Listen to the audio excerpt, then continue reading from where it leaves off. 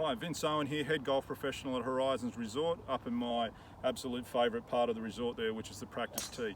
I'm going to talk to you about a commonly known subject called swing plane and help define what swing plane is, but more importantly, what you can do to keep the golf club more on plane.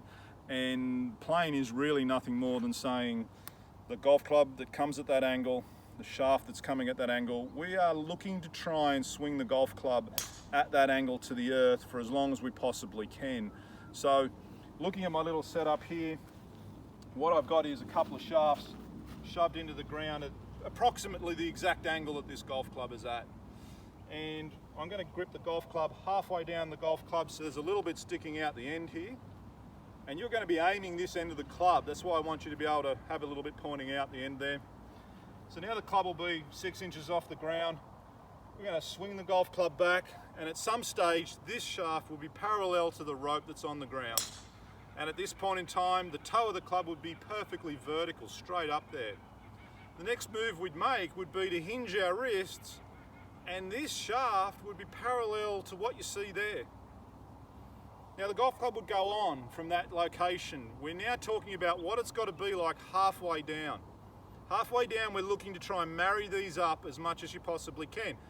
Slowly down and through, marrying that up, hit the golf ball, and then guess what? It's going to be the complete opposite on this side, where this marries up as close as it can to that other shaft.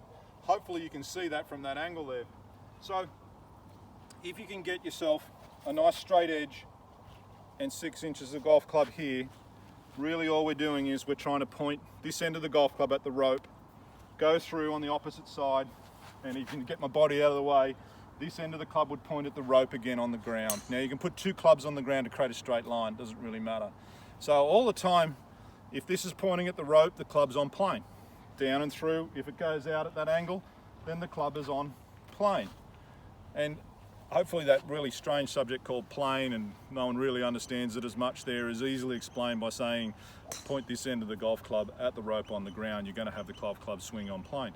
Lovely to have that information, but the best way you can use it is just to consistently repeat it over and over and over and over again. Your arms are forced to move in a certain way to keep the golf club moving along that pattern. In fact, the way the golf club has been designed is to be swung at that angle all of the time. So, nice easy description of what swing plane is. In future sessions I'll be able to show you the effect of good swing plane, and I hope this has been a nice simple understanding of the subject of swing plane.